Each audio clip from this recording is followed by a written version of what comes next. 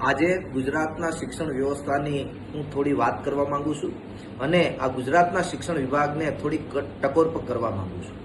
જોવા જાય તો છેલ્લા 2 વર્ષમાં ગુજરાતમાં શિક્ષણ વિભાગમાં ડ્રોપ આઉટ રેશિયો એ ખૂબ મોટા પ્રમાણમાં વધી ગયો છે.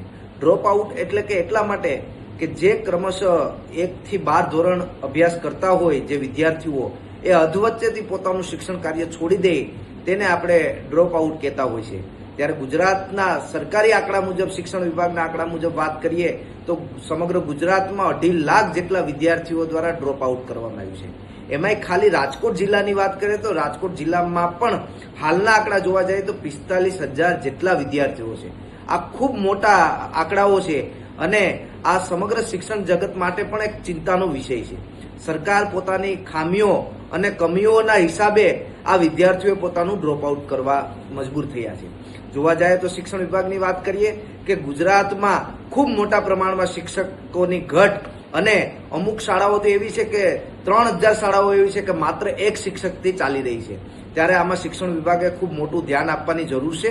અને બીજો વિષય કે જે આ ડ્રોપ આઉટ કરનારા વિદ્યાર્થીઓ છે એનું મૂળ કારણ શોધવાનું કામ સરકારે કરવું જોઈએ.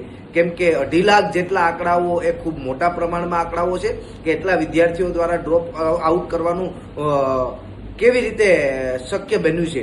અને બીજી વાત કે શાળા ઉત્સવ પ્રવોત્સવના નામે લાખો કરોડો રૂપિયાના તાઇફાઓ કરવામાંથી શિક્ષણ વિભાગ નવરું નથી થતું.